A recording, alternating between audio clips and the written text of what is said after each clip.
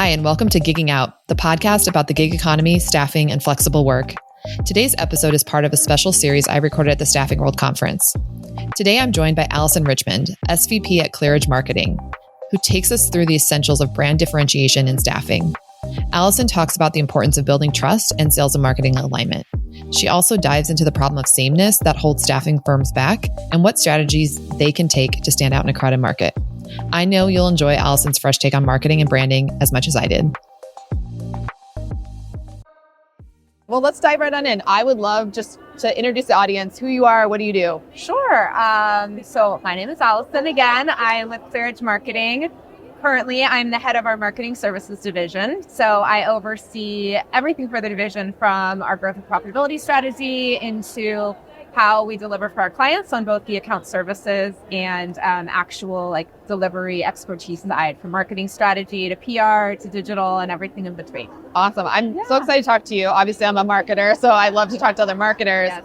But I talk to a lot of staffing leaders about challenges they have, and I've never really talked about marketing strategies and kind of some of the challenges that a lot of staffing companies face. So you've talked about how marketing is seen as sort of a supportive function of staffing, but it really should be elevated because it's critical for sales. Can you talk about, I'll just elaborate on what you mean by that? Yeah, absolutely. So I should also back up and share. So I spent 15 years in the staffing industry before I even started at ClearEdge, all in-house marketing. Oh, so being the head of marketing at a publicly traded IT global staffing company, wow. You learn a lot and you really get to define and see how important the people are to everything that happens in a staffing company. Very different from product, which is where I started, but just as critical to have that unified voice and that differentiating factor to why someone should choose you. And in staffing, it's actually even more complex because you've got real three audience groups that I always think we always have to be thinking about.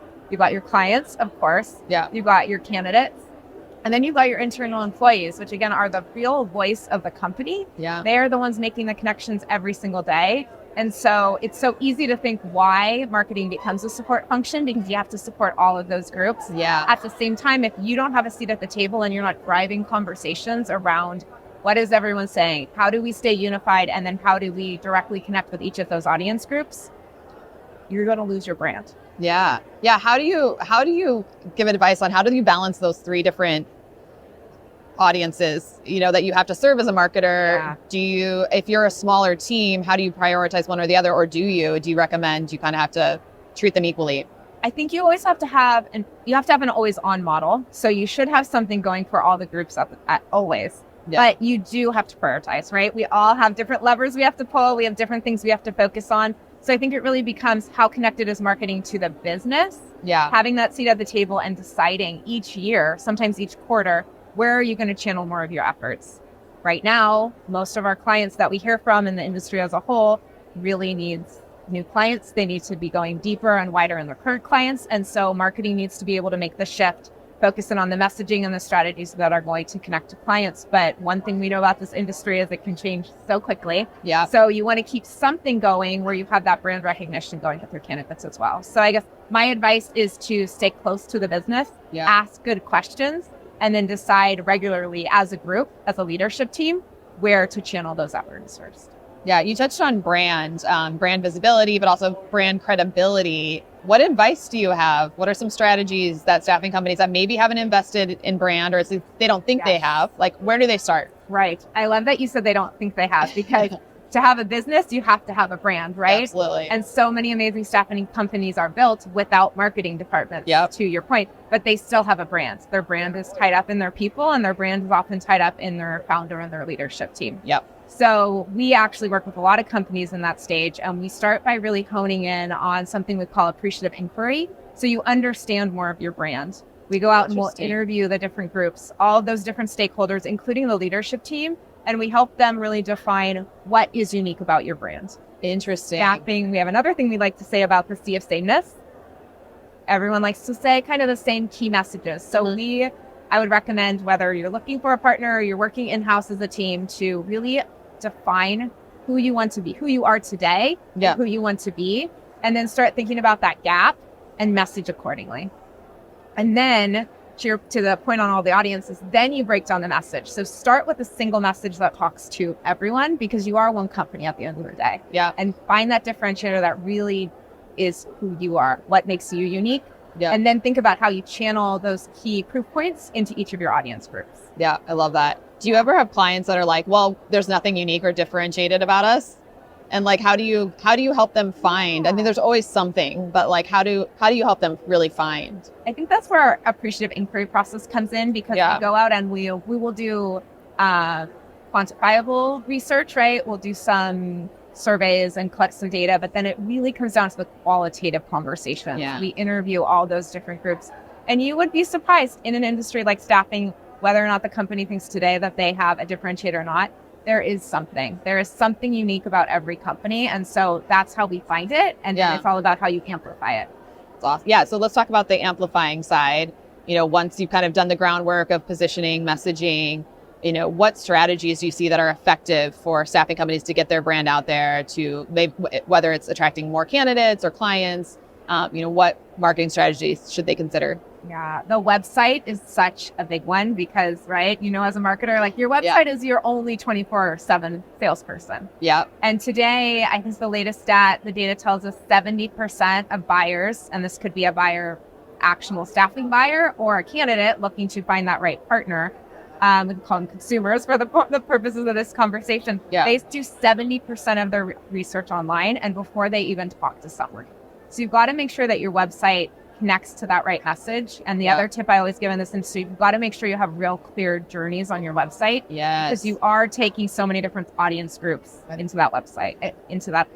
And then how do you direct them very quickly to connect with you? Yeah. They want to learn about you and they want to connect with you. So number one would be the website. And then I think a lot of sales enablement is really important today. Yes. If marketing and sales aren't saying the same thing to clients, marketing has the opportunity to say it on a broader scale.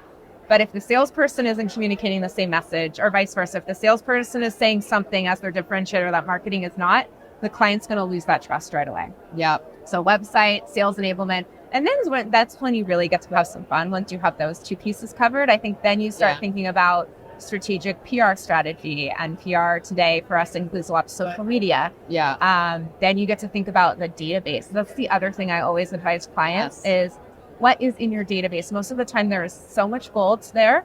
So think about how do you re-engage? How do you win back? How do you just start a new conversation? And especially if you've gone through a rebranding, tell everyone who you are now, and tell them consistently, because we probably grew up with the rule of 7, right? 7 touch points to build brand credibility. The latest research tells us at least 20 for brand recall, 20 touch points.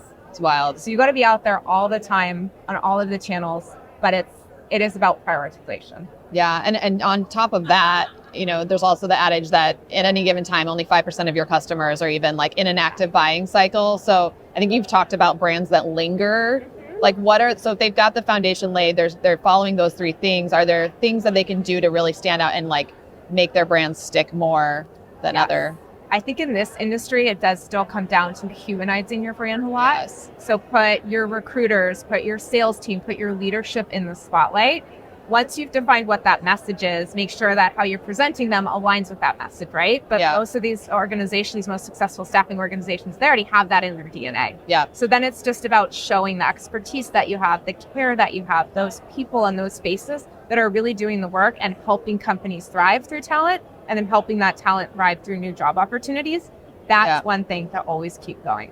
That's great. If you talk about putting your leadership team out there, a lot of people I talk to, they want to have their CEO be posting on LinkedIn more, but maybe they don't know where to start, or they don't know, how to they don't want to just go straight for them. How do you encourage the employees, especially leadership, to really be this megaphone for the company? Yes. Oh, it's so nerve-wracking.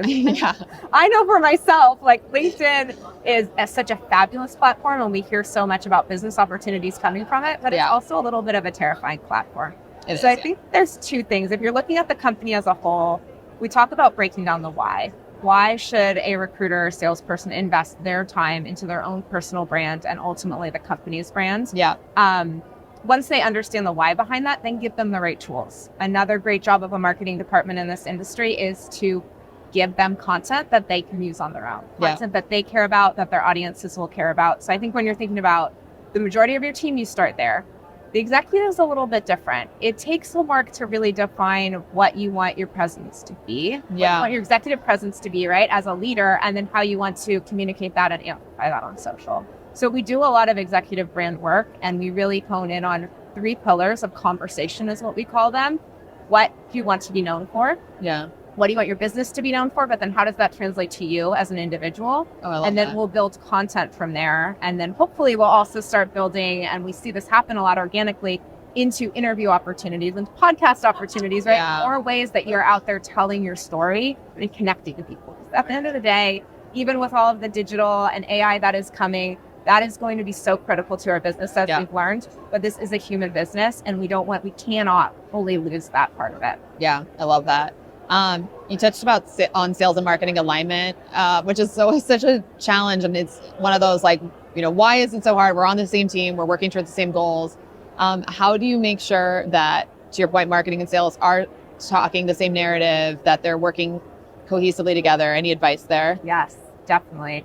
So there's 3 questions I would recommend any company start with to see if they have this challenge, and then how deep that challenge goes. Yeah. The first is, how often are the 2 teams talking to each other? Do they share any KPIs? Are they talking to each other regularly? Not just about there's an error on the website, right? It's having a strategic conversation about what's going on with customers. Yeah. What kind of feedback loops do they have? Are they not only talking to each other, but are they really sharing and getting under the covers of what's happening for customers? So that's kind of all one question I built into 2 there. But the second question is, what is the message? Are they saying a consistent message? Going back to the website, is we often hear our clients' pain points are that their clients say, oh, I just talked to this person. What you told me isn't matched on your website. So that's a clear sign that you need to align your efforts a bit more. Yeah. And then the third one is, are there shared KPIs? Yeah. Are they really going after the same goal? Because while you can have an important goal like growth, everyone has that goal, right? What does that really mean? And how does marketing efforts align with sales efforts? So get them connected on KPIs. Yeah, love it. So you've been in staffing marketing for over a decade. I'm curious, how have you seen marketing strategies evolve over the year? And what are you most excited about the state of marketing for staffing now? Gosh, that is a really good 2-pronged question. I know. That's a great one too. What I've seen change the most, and it's actually what I'm most excited about, is that marketing really is starting to be recognized as a strategic driver of the business and the need to have a seat at the table. When I first started, I was told a lot that you make things look so good. Can you draft this email for me by tomorrow? It was very transactional relationships inside the company. Yeah. And while that did impact parts of the company and impact that one person, that one salesperson that needed the support, weren't able to really drive into a more strategic conversation, be part of that growth conversation. Right. So I'm so thrilled to be here talking about marketing and sales alignment. I think it goes to the way the business has shifted, and the fact that people are realizing marketing does have a seat at the table. They can and should be part of that strategic conversation. And I feel like the exciting thing in staffing is we've just scratched the surface. So we get to learn from so many other industries, and we can take the best practices and make them unique to what we need in staffing. And then I feel like 2025 is going to be the year to take over in marketing in the best way to drive growth. I love that. Is there one program or campaign or idea that you would say you think will be a game changer for a staffing company that they probably haven't implemented yet? I mean, you've touched on probably a lot of those. Yeah. I mean, I would go back to the database. I think I find with most companies, when you really start asking the questions, what are the segments in your database? How often does this group of clients that are qualified and apparently, a perfect client for you, they match your ICP, how often are they being contacted? You will find so many opportunities to start nurturing those leads that'll be close to the dollar, that will have the immediate impact. And then you can get even further into the database. And we've seen some really exciting things happen with what we call re-engagement campaigns, where there's a group of clients that maybe haven't worked with you in 3-5 years, but they're still in there and they're still in business. They still need staffing. Yeah. Get emails out to them, get marketing started so that marketing can warm up and essentially fuel the sales conversations that come. I love that. If a staffing agency's maybe going to make their first marketing hire, they've never hired anyone in marketing, what are some of the things that they should look for in a marketer? I think you need someone that has enough years of experience that can help drive strategy. Yeah. But that isn't afraid to get their hands dirty and do the work.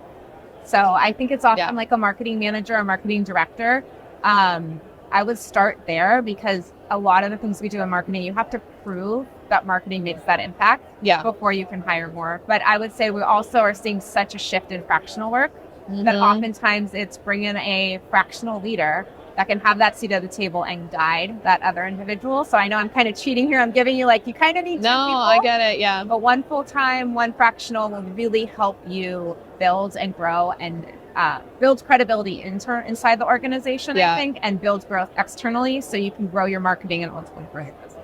Yeah, and that's good advice. I feel a lot of companies, they'll hire someone super junior because it's our first hire. They don't want to invest until they know, but then you hire someone junior who doesn't know how to. So it's such a double-edged sword. So I think that's great advice. On the flip side, any advice you'd give to marketers who are maybe starting off in staffing and what's different about this industry? What should they know about it? Yes. I would say, I think this goes for really any organization, but specifically in staffing, ask good questions. Whether you are 1 year out of school, 10 years out of school, 20 years out of school, you don't know what you don't know about that organization and their challenges. And just as you would, as a marketer, go into defining a brand by asking a lot of questions and uncovering the pain points, ask those questions internally, decide what the organization really needs to prioritize, and then find those quick wins as you go and keep building there.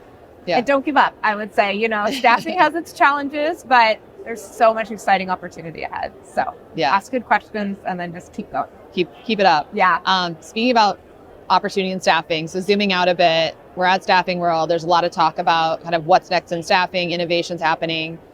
Just kind of broadly, what are the innovations that you think will be game changers in staffing? I do think it's going to be a lot of AI. Yeah. I think it's about how we choose to use AI in this industry. That's really going to be the biggest part of that game changer, but we can't ignore it. I think that the keynote yesterday was so clearly about it's here and it's here to stay.